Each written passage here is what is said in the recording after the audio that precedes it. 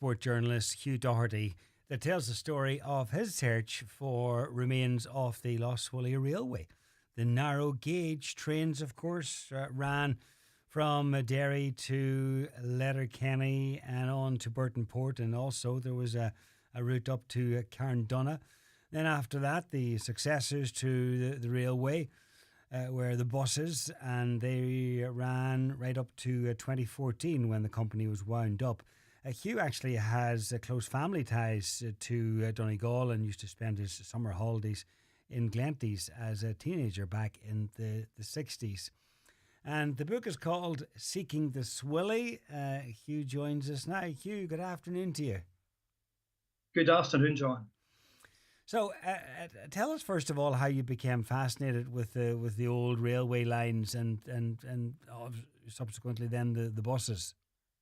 Well, I'd heard from a lot of neighbours in Glasgow in the Donegal community that they'd come originally on the Lough Swilly Railway or the Lough Swilly buses.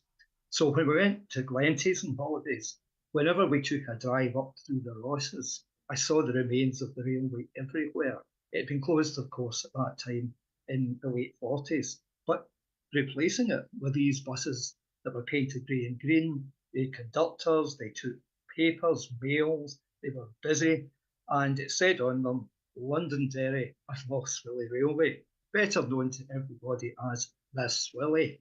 So in those days, no internet, very difficult to find out information. I began to ask about.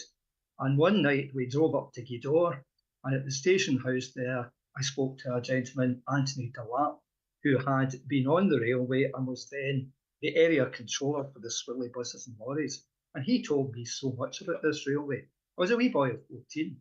And he said to me, you must go to Letterkenny, Hugh, and you'll meet there Johnny Hannigan. Now, Johnny Hannigan was the fireman on the ill-fated train that was blowing off the Owen Carroll Viaduct, and that'd be 100 years ago in January next year. So when I was 16, and I've been a journalist all my life, I did my first proper interview. I tracked Johnny down, I interviewed him, and he told me, fascinatingly, about that terrible night, about what he had done, how he had saved lives, how he'd raised the alarm. And I wrote all this down, of course, and that's in the book because it's a first-hand talk to somebody who operated the Lough Swilly Railway 100 years ago. Yeah, your interest in the railway and also the buses goes back a long way then. So, and in fact, most rail enthusiasts, it's just to do with the railway, but you've an interest in the company as a whole, and that includes the buses, which ran up until just 10 years ago. Most of us remember the Lough Swilly bus or the Swilly buses, and you managed to track down, because I would have thought that some of them buses were still on the go, but you've tracked down the last company bus, so to speak. That's right, I did. And it's actually in Salford outside Manchester. A lad there, Tommy Mitchell, who's actually a Belfast man, very, very interested in the Lough Swilly. So he bought one of the last ones to run. And it's the only piece of Lough Swilly Railway rolling stock that's still in operation. Tommy takes it to vintage rallies and he plans someday to bring it back to Donegal. But what he does there, when he goes to a rally, lots of Donegal exiles come up and say, well, I remember the Swilly bus, it took me to school, it took me to Dunlow. And he says it's fascinating around the Manchester area how many people love to see his Lough Swilly bus. So they're certainly not forgotten. Yeah, which is brilliant. The railway dates back to 1853, and so obviously a long history. And then the route up to Carndonagh, that wasn't quite as old. No, it opened in 1901. It was what was called one of the Balfour lines. Balfour, who was then the Secretary of State for Ireland, decided to kill nationalism with kindness. And he decided to build railways. He built the Burton Port line, and it was built by the Board of Trade, the British money, and handed over to the Swilly. And the idea was that would stimulate tourism, fishing, things like ship making in the Inishowen Peninsula, which was then a very big industry based in Derry. And that opened in 1901. And of course, it opened up the lovely wee village of Ballyliffin. And I know Ballyliffin very well because when our kids were wee, we went to Ballyliffin every year. And in 1901, the Derry Journal said, Ballyliffin, it will become the Blackpool of Donegal thanks to the railway. Thankfully, that didn't happen, but it did flourish. And we have a super picture in the book of the 1920s, an excursion train that's come up from Derry, 8 coaches long, thousands of people cramming the platform. And we've got a wee picture of the station today, deserted and no trains, but still very much there as a reminder of what was there. And I think it's important we remember the contribution that the Swilly Railway and buses did make to Donegal. They opened the place up. They let people emigrate if they wanted to. It brought them back again, took people to school. It took, of course, the Gaeltacht kids over to the Rosses in the summer. And it was so much part of Donegal life. It's very, very sad that it had to go 10 years ago in 2014. Yeah. But of course, it was as a consequence of time and roads and transport all improving, and, Yeah. and eventually the company collapsed. But it evolved. The railway evolved over time. It didn't all open up at one time. So there was the route from Derry to Carndon in 1901. But the train to Letterkenny, did the line out to Burton Port, that evolved over time as well, did it? Well, the railway opened, the very first lines was to Buncrana. And interestingly, and this is one for the rail buffs, it was built to the Irish standard gauge of 5 feet 3 originally. But when the Letterkenny Railway opened in the late 1880s, it was a narrow gauge 3 foot. So they changed the gauge and the whole Swilly became narrow gauge. And that's part of the attraction. Small narrow gauge trains going through the vastness of the Derry Bay Mountains. Very romantic. And it came to Letterkenny first, and then from Letterkenny to Burtonport was built in 1903. The problem is it wanted to get to Burtonport and it missed most of the big towns and villages on the way. But it was an epic journey over the Owencarrow Viaduct. And the scenery is still astonishing because large parts of that route are now walking and cycling tracks thanks to local initiatives. We've got the Burtonport Railway Walk, takes you up to Campasla Road. We've got the Muckish Railway Walk, and hopefully there's to be a greenway all the way from Derry to Burtonport, and that would be wonderful. So we might still see the benefits, or the benefits are ongoing of having the old railway line there. What about the other existing parts of it? If you did have an interest in the railway, where would you see the bits and pieces aside from the museum in Donegal town? Like what parts are still in existence? If you go to the Foyle Valley Railway Museum in Derry, there's the last carriage that exists from the Swilly and a Swilly crane truck. You'll also find a lot of the stations. Carndonna Station, which is now owned by a fish processing company, is beautifully preserved.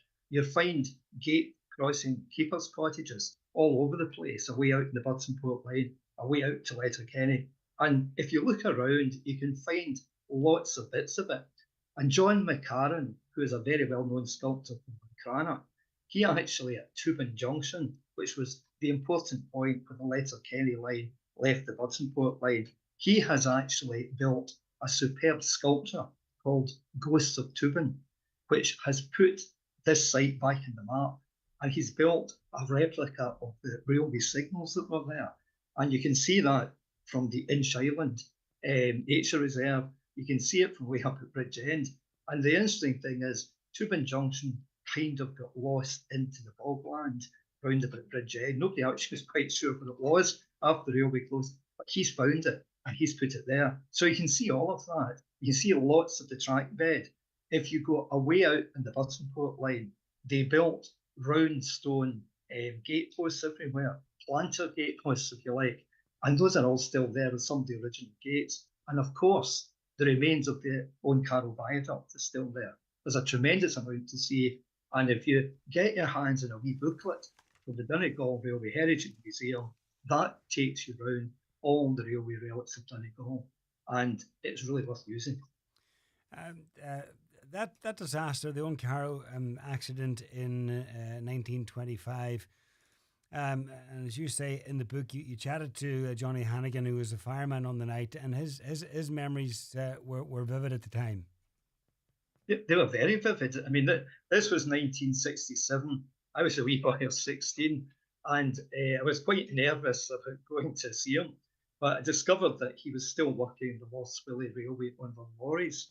And I went up to Letterkenny from Glenties in the County Donegal Railways bus, and the driver on the Strabane Letterkenny bus, a lad called Michael Gallen, who I knew, he said, "It's okay, it's really nice, just ask for him at the Swilly." And of course, at Letterkenny, under where the shopping centre now is, beside the bus station, the Lough Swilly had its own station, and they kept it just as it was from railway days, except they used it for buses and lorries. So down I went, and there was Johnny working away in a trailer.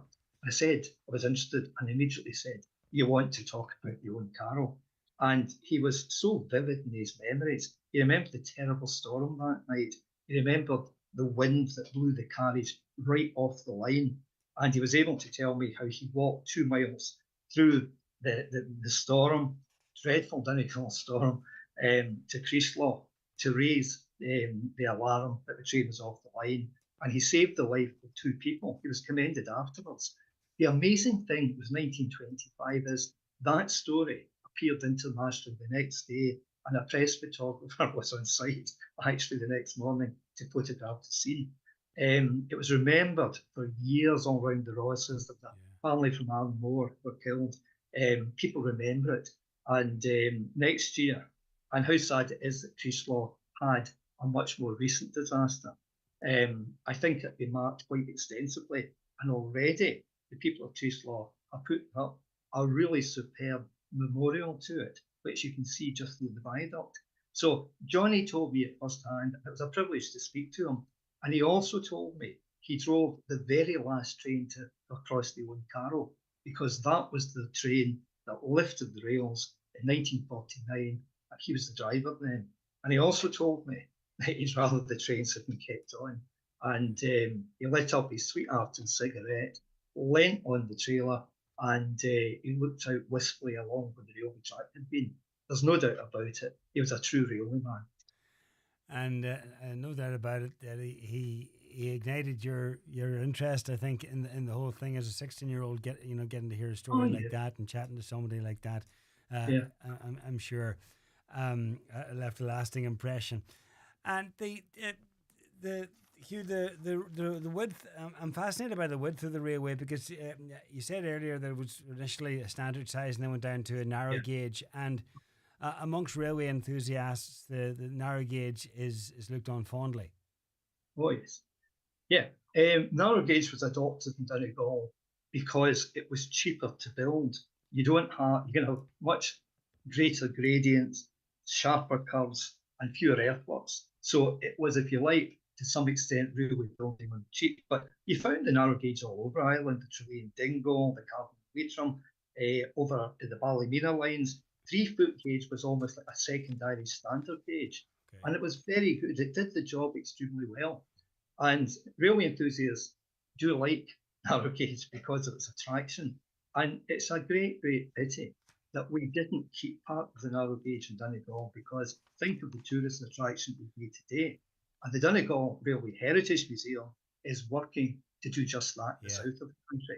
But how wonderful to have been to a part of the Letterkenny and Buttonport running. It would have been like the Welsh narrow gauge railways. But we were very good in Donegal at scrapping our railways. And I think it's only now we're coming to realise what we're missing. And hopefully the old line of the Lough Swilly from Derry to Letterkenny will be relaid if the All Ireland Rail Review is actually put into operation, because we really do need the railways back. Well, that's an argument for another day. But in the meantime, your book is out. It's called Seeking the Swilly. And where can people get their hands on it? The best place in Donegal is from the Donegal Railway Heritage Museum. It's on their website. You can get it from the publisher Stenley and his website, or I believe within the next week or so, it will be in Letterkenny and Derry bookshops and in Donegal town as well. So it's getting distributed, not by train, I'm sorry to say, probably by lorry as we speak. And you're going to be here actually at the end of the month for a talk as well. Is that correct? That's right. On Saturday the 29th at 3 o'clock in Donegal Railway Heritage Centre, I'll be telling the story behind the book. And it's an illustrated talk. I think it'll be quite amusing, and I'm looking forward to it very much indeed. Okay. Well, thank you very much for having a chat with us today. Hugh, much appreciated. The book is called Seeking the Swilly. Hugh Dougherty. Thank you. Thank you, John. Get with the best.